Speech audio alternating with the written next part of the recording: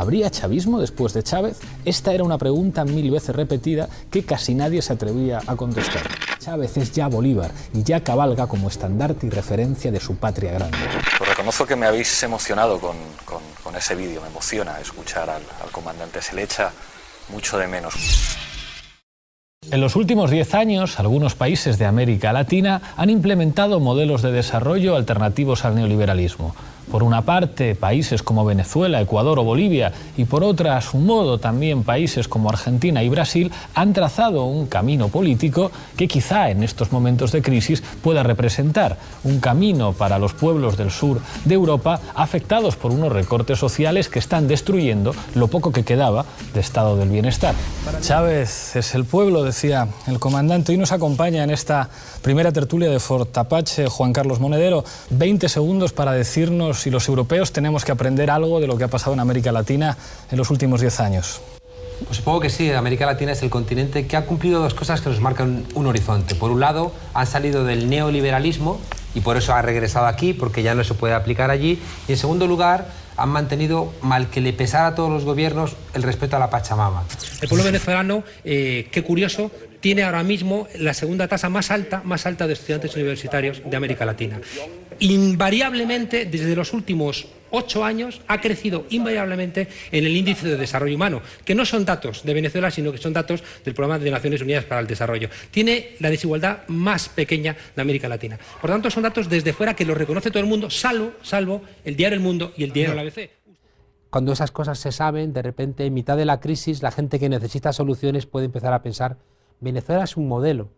Y eso al establishment, a los sectores acomodados, a las oligarquías, a la troika, a las capas políticas de Europa, de Estados Unidos, no les interesa. Y de ahí nace toda esta batería, ¿no?, de insultos a la democracia bolivariana y al presidente Chávez.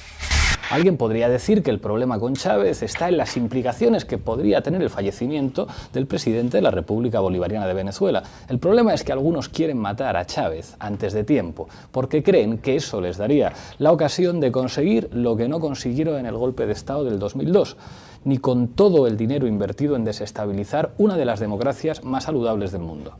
En fin, ya están vendiendo la piel del oso antes de cazarlo. Y si me permiten un consejo de politólogo, mis colegas periodistas, ni siquiera el cáncer podrá hacerles el trabajo sucio. Tengan cuidado, Chávez vivo es muy peligroso para los poderosos, pero muerto sería invencible. Mencionemos solo algunas diferencias entre los jefes de Estado de Venezuela y de España. Hugo Chávez dio un golpe de Estado, se la jugó al frente de sus hombres, no ocultó su responsabilidad y fue a la cárcel. Juan Carlos de Borbón no tuvo que jugársela mucho y nunca ha estado en la cárcel, ni él ni su yerno. No tuvo que dar un golpe de Estado, heredó la jefatura de este Estado de un dictador, Francisco Franco, un viejo amigo de Hitler y Mussolini que gobernó 40 años nuestro país a punta de pistola. La diferencia fundamental es que Chávez, en 13 años, ha afrontado 15 procesos electorales de los que ha salido victorioso al menos en 14. Desde que heredara la jefatura del Estado de Franco, Juan Carlos no ha afrontado ninguno. Hugo Chávez Frías ha dejado de existir, pero Chávez hace mucho tiempo que dejó de ser el mismo para convertirse en uno de los principales motores del cambio político en América Latina. Por eso Chávez es mucho más que el ciudadano que los venezolanos eligieron en octubre para ser su presidente. Chávez es ya Bolívar y ya cabalga como estandarte y referencia de su patria grande. Ya lo dijo un venezolano mortal llamado Hugo Chávez Frías: Chávez no soy yo, Chávez es el pueblo. Y hoy he escuchado decir barbaridades sobre Chávez con su cadáver aún caliente, porque hoy los demócratas hemos perdido a uno de los nuestros. ¿Cómo ha recibido esta noticia? ¿Qué análisis tiene? ¿Qué se ha sentido en España?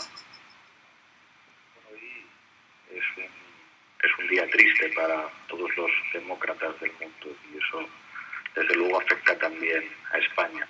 Creo que si alguien se merece respeto como demócrata y como un líder de las mayorías sociales que supo enfrentarse con coraje a los poderosos, ese fue Hugo Chávez Frías. Pero en cualquier caso, en ese sentido, en estos momentos de crisis para el sur de Europa, América Latina es sin duda una referencia.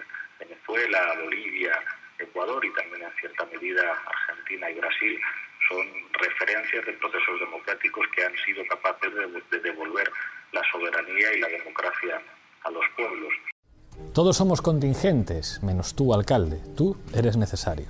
Los que simpatizamos con el proceso bolivariano siempre estuvimos preocupados porque él mismo estuviese vinculado necesariamente a la figura irrepetible de Hugo Chávez Frías. ¿Habría chavismo después de Chávez? Esta era una pregunta 1000 veces repetida que casi nadie se atrevía a contestar. Finalmente el cáncer logró lo que ni la oposición venezolana ni toda la presión exterior había conseguido, quitar a Chávez de en medio. Como en cualquier sistema democrático, no hubo transición alguna, se aplicó la ley, se convocaron elecciones y Nicolás Maduro las ganó. Que la oposición venezolana cuestionara el resultado estaba dentro del guión previsto. Tomando como referencia pues, lo que han hecho en Ecuador, en Argentina y en Venezuela. Y decir, mire usted, si la información es un derecho, en la medida en que un derecho se convierte en susceptible de mercantilización y en susceptible de ser una propiedad privada, se convierte en un privilegio. Por lo tanto, lo que ataca la libertad de expresión es que la mayor parte de los medios sean privados. E incluso que existan medios privados ataca la libertad de expresión, hay que decirlo abiertamente. E incluso que existan medios privados ataca la libertad de expresión, hay que decirlo abiertamente. No habrá nueva concesión para ese canal golpista de televisión que se llamó Radio Caracas Televisión. Se acaba la concesión, apagando los equipos, pues. Como nosotros sabemos que se mueven desde el exterior, desde Miami. Hay que ver que el gobierno ha hecho de todo para bloquear la señal y para impedir que ustedes vean y que ustedes reciban todas las informaciones y toda la verdad que aquí se está diciendo. Quiero anunciar, en este mismo momento en que estoy hablando, estamos procediendo a través del Ministerio de Ciencia y Tecnología a proteger las redes y el Internet del país y estamos sacando fuera de las páginas web esta página que acabamos de sacar del aire y vamos a perseguir. Claro, todos viven en el exterior. Si vivieran aquí ya estuvieran en el mismo bote.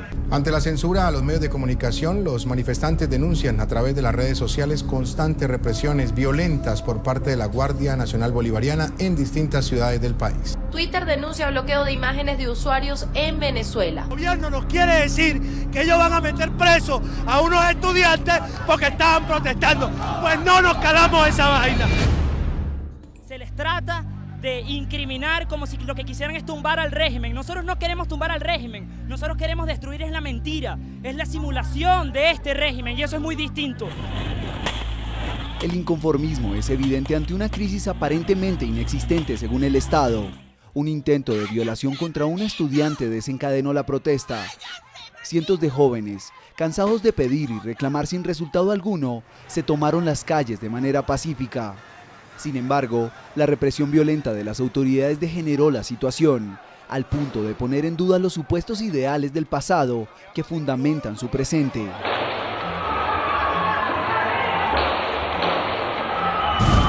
NTN 24, que hasta este momento ha estado en el 725 de DirecTV en Venezuela, pareciera que no está. No sabemos si volverá o no. A Nicolás Maduro ya no le conviene que haya una pequeña ventana, ya las grandes las cerraron, pero que quede una pequeña ventana para que los mismos venezolanos conozcan sobre su propia realidad. ¿Por qué se oculta una realidad? Inmediatamente tenemos contacto con María Corina Machado. María Corina, muy buenas tardes, gracias por atendernos esos cortos minutos, sabemos también de su tiempo. Nosotros hicimos un recorrido por la capital venezolana, esto fue lo que conseguimos de las personas que estaban en la calle. Tomé la decisión de sacar a ese canal fascista fuera de las cableras venezolanas, que se vaya con su veneno al diablo. Si parte de los valores de una democracia son el defender a sus ciudadanos y respetar la Constitución que rige su desarrollo político y social, la estructura de gobernabilidad es evidente que debe fundamentarse en la libertad. Sin embargo, para el oficialismo en Venezuela, esa libertad en manos de los medios de comunicación representa una amenaza. ¡Qué loco! Cuidado, Joy. ¡Ay, ay! Fuera del aire. NTN 24. Fue una decisión de Estado. Se va CNN de Venezuela. Ya basta de propaganda de guerra. No acepto propaganda de guerra contra Venezuela. Si no rectifican, fuera de Venezuela, CNN. ¡Fuera! e incluso que existan medios privados ataca la libertad de expresión, hay que decirlo abiertamente. La opinión del Estado, la única para el pueblo. Mira, lo que hay es una decisión de Estado, pero para tener una hegemonía comunicacional en Venezuela controlada totalmente por el Estado, para que los ciudadanos solo tengan una sola versión de los hechos, la del gobierno. Imágenes como esta en la que un joven fue arrollado por una tanqueta de la Guardia Nacional Bolivariana en Ciudad Barquisimeto, al oeste de Caracas. O esta otra en donde la Policía Nacional de Venezuela golpeó a este equipo de Cadena 3 mientras buscaba captar una manifestación de estudiantes en una autopista de la zona centro del país. No solo son una muestra de las agresiones que constantemente sufren los venezolanos que salen a las calles para quejarse por las malas condiciones que atraviesan. Son también la muestra de la censura que aquí se vive, que comenzó con el gobierno de Hugo Chávez y que ahora mantiene el de Nicolás Maduro. Y es que transmitir aquí este tipo de imágenes está penado por la ley. La ley resorte en alguno de sus capítulos señala que tú no puedes transmitir violencia, que tú no puedes transmitir de repente en vivo una manifestación en ese borde en que los medios muchas veces dicen, llego hasta aquí porque no me arriesgo a ir un poco más allá. La Federación de Periodistas de España repudia cualquier que se coarte la libertad de información en cualquier lugar. Reporteros Sin Fronteras condena esa medida de censura por parte del gobierno venezolano.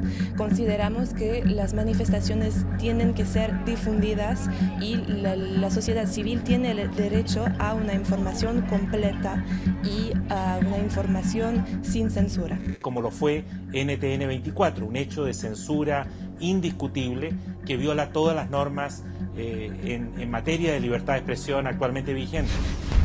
Los miembros de la Guardia Nacional arremetieron en contra nuestra. Inmediatamente se fueron contra nosotros, nos pegaron, a mí personalmente, me pegaron un culatazo con uno de sus fusiles de asalto, a mi compañero lo tiraron al piso y de inmediato nos despojaron de nuestro equipo periodístico. No hay que esperar que a uno lo secuestren 10 años o que le peguen un tiro o lo dejen herido después de una revuelta para demostrar que hay un exceso de fuerza. Aquí hubo un exceso de fuerza y aquí hubo un abuso de poder por parte de la autoridad. Emitimos un debate con estudiantes a favor y en contra del gobierno del presidente Nicolás Maduro.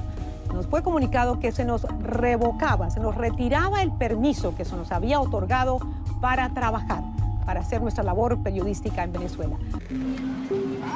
La Asociación de Prensa Sudamericana emitió un documento de rechazo frente a la censura de los medios de comunicación y alertó que ante el desabastecimiento de papel para la impresión de los periódicos, la información independiente eventualmente corre el riesgo de desaparecer.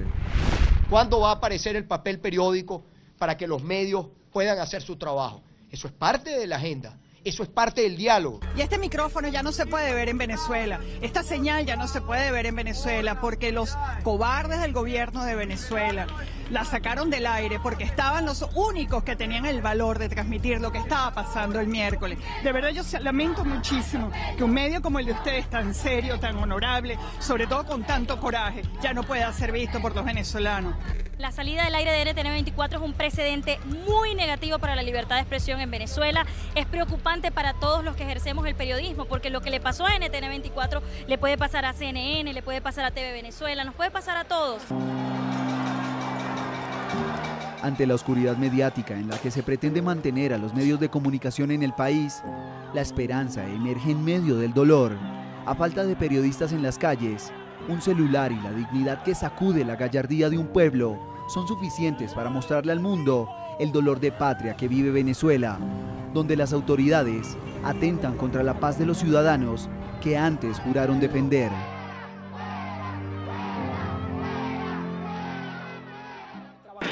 Ser demócrata es expropiar, aunque os duela. ¿Sí? ¿Qué es lo que haría un gobernante decente? Expropiar. A los bancos que están acabando viviendas les expropiaría y las pondría en alquiler social. A las empresas que defraudan Hacienda las expropiaría y las pondría bajo el control de cooperativas de trabajadores.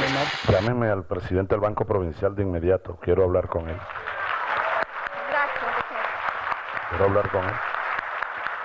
Yo quiero hablar con el presidente del Banco Provincial porque si el Banco Provincial se niega a cumplir la Constitución se niega a cumplir un decreto presidencial que está enmarcado en la ley, entonces yo voy a nacionalizar el Banco Provincial. No tengo ningún problema. Rodríguez, es el presidente Chávez, como ya usted sabe. Yo estoy aquí en una cadena nacional, en una asamblea. Comience usted a entregarme el banco. Yo le voy a pagar lo que cuesta el banco. ¿Oyó?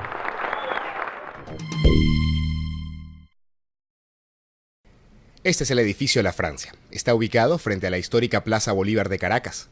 En su interior trabajaron hasta el domingo unos 90 comerciantes de joyas que debieron cerrar sus negocios luego de que el presidente venezolano Hugo Chávez declarara la expropiación del inmueble en su programa dominical de radio y televisión. ¿Y este edificio? Es un edificio que tiene comercio privado de joyería. Exprópiese, exprópiese. La medida cayó por sorpresa para estos comerciantes que por décadas habían ocupado estos establecimientos.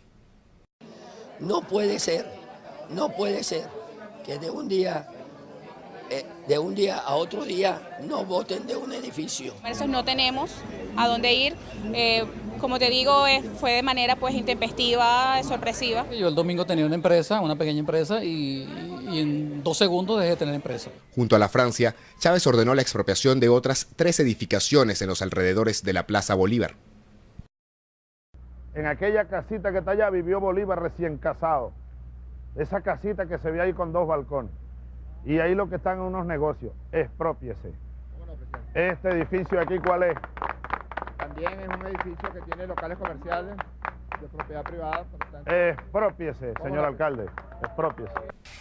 Lo que está ocurriendo aquí es una demostración de que sí hay alternativa, de que la única manera de gobernar no es gobernar para una minoría de privilegiados y contra las mayorías sociales. Ese es el ejemplo de América Latina, y eso ahora mismo, en estos momentos, mucho más que hace 5 años, mucho más que hace 10 años, se convierte en una alternativa para los ciudadanos europeos, centrados, obsesionados con que no se conozca cómo se está operando políticamente en América Latina, cuando América Latina se puede convertir en una alternativa. Por eso es tan crucial que lo que ocurre aquí se pueda explicar allá. Sabes que la televisión aquí nos muestra lo que pasa en España, ¿no? Y en otros países de Europa, nos muestra las protestas, la represión que se ve muy cruda, ¿no? Aquí en Venezuela, por ejemplo, esas escenas hace mucho tiempo que no se miran. Aquí en Venezuela, por ejemplo, esas escenas hace mucho tiempo que no se miran. Muy cortico para despedir, un mensaje para los españoles que viven aquí en Venezuela y los hijos de españoles. Pues qué envidia me dan, porque la verdad es que en estos momentos, tal y como está la situación en Europa, es muy interesante vivir en un país como este, en el que se están produciendo tantos cambios y tantas transformaciones que pueden convertirse en un ejemplo democrático para los ciudadanos del sur de Europa. Pues qué envidia me dan, pues qué envidia me dan. Hola, mi nombre es Mariel y hablo desde Venezuela. En 2 semanas que hemos estado protestando en mi país, han muerto más de 15 personas por la brutal agresión del gobierno nacional. Muchos de ellos jóvenes como yo, como tú o como tus hijos. Seguramente has escuchado algo sobre las noticias de qué es lo que pasa en Venezuela, pero ¿realmente sabes por qué protestamos? Protestamos porque estamos cansados de hacer largas colas para comprar leche, azúcar, harina, papel toalé y otros más. Porque según estadísticas, un venezolano muere cada 20 minutos. Porque nos matan por un teléfono celular, porque no tenemos cómo enterarnos de lo que sucede en nuestro propio país, ya que el gobierno nacional censuró y cerró los medios independientes. También protestamos porque hay estudiantes y líderes políticos que están presos solo por disentir. No es justo vivir así. Las autoridades venezolanas decidieron hacerse de oídos sordos ante nuestros reclamos. Espero tú no hagas lo mismo. Todo esto ocurre bajo la mirada cómplice de los gobiernos de la región. Por eso necesitamos que el mundo se entere de lo que realmente pasa en Venezuela.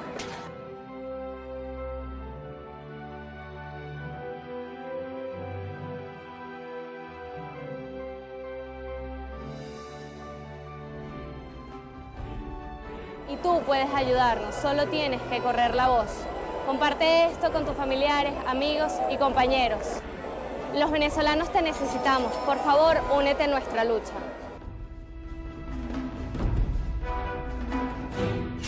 ¿Qué te parece el régimen de Venezuela y el régimen de Cuba? Nada más que eso. A mí me parece que los demócratas tenemos que respetar, escúchame, los resultados electorales. Y en Venezuela gobierna quien los venezolanos y las venezolanas hayan decidido que gobiernen.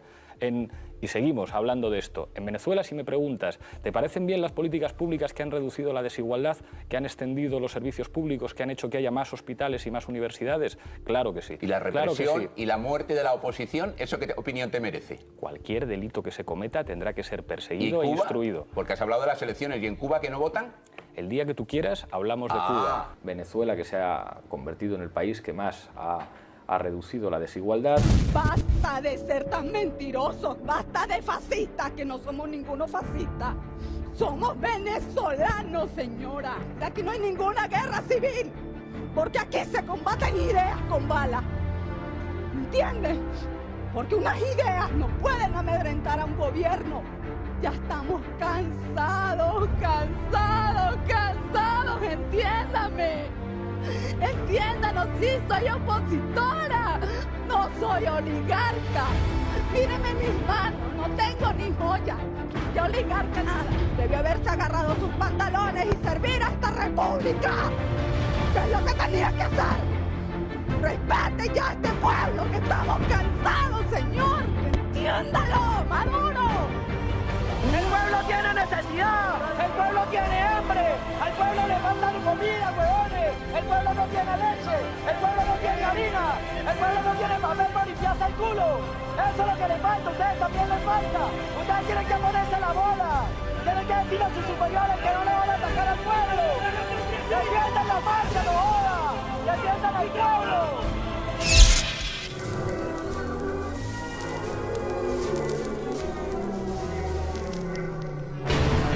Ninguno de nuestros policías ha asesinado a ningún manifestante, aun cuando estos estén en hechos de violencia. Esa es la realidad. Tú no tendrías manera de probar otra cosa porque es lo que en realidad ha pasado.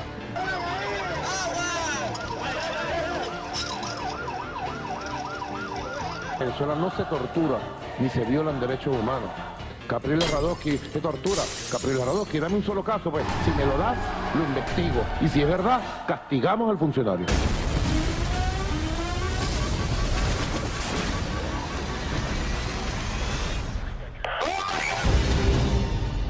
Eso que está pasando hoy, Palacio, hoy.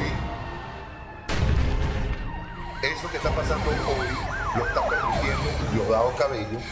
Porque a él no le importa un coño de la madre, lo que le interesa son los reales y el poder. Ahora cualquier cosa que pase, los tupamaros. Dejen quietos a los tupamaros, vale, los tupamaros están trabajando y haciendo política y participando y tienen diputados y tienen concejales y tienen alcaldes y son gente de trabajo y de paz.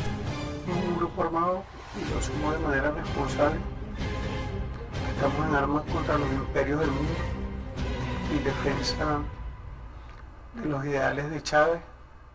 Hoy estamos aquí por ¿cómo se llama? La réplica de los fascistas, por estar en contra de lo que los fascistas están haciendo.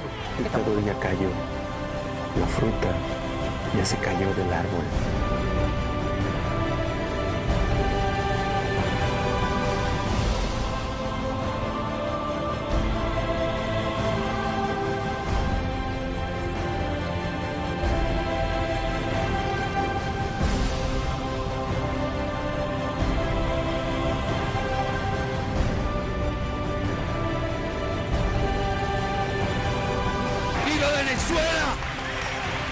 We are here. Que viva el pueblo venezolano y nosotros como latinos, aplauso a nuestros hermanos venezolanos. Fuerza, mi gente. No pierdan la esperanza. No están solos. Que Dios me lo bendiga. Para apoyar a Venezuela con todo nuestro amor, nuestro respeto. Pedimos paz para Venezuela. También estamos con toda la gente venezolana que en este momento está sufriendo. Viva Venezuela, libre de violencia. Venezuela, no está sola. Arriba Venezuela, por supuesto. Arriba Venezuela. Venga, que se sienta. Arriba la libertad. Yo les he de confesar mi alegría cuando he ido en Venezuela a dar charlas a cuarteles y me he encontrado allí al retrato del Che Guevara. Qué diferencia enorme, un ejército acostumbrado a torturar a su propio pueblo, ejércitos acostumbrados a ganar batallas solamente contra su pueblo, formados en la escuela mecánica, en la escuela de las Américas, ese ejército tan apátrida, de repente ganado para la causa.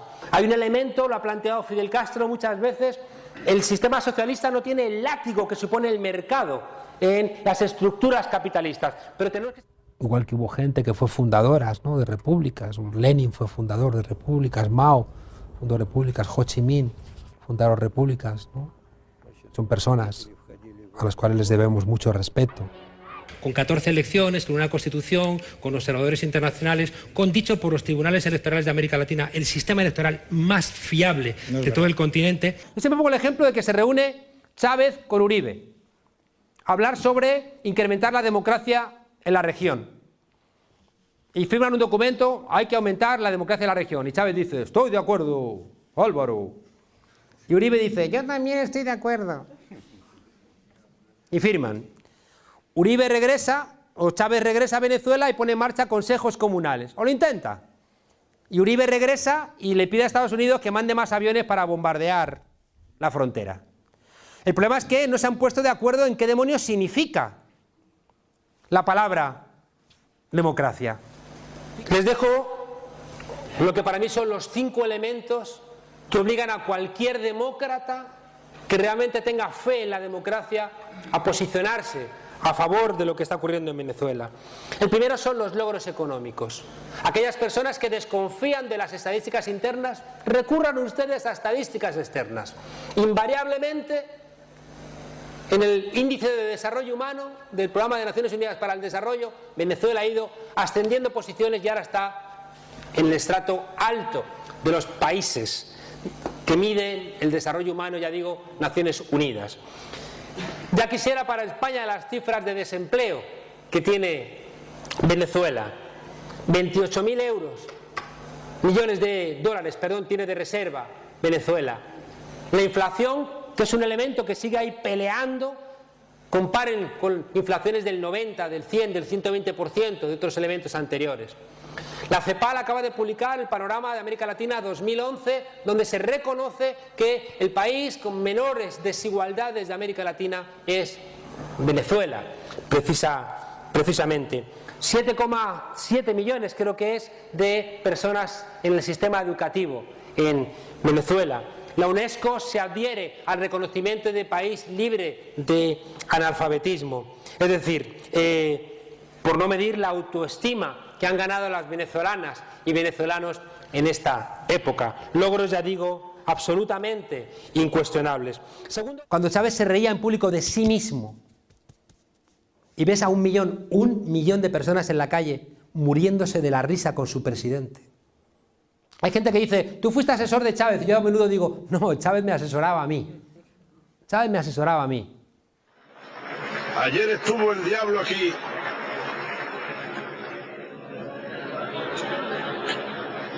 En este mismo lugar huele a azufre todavía.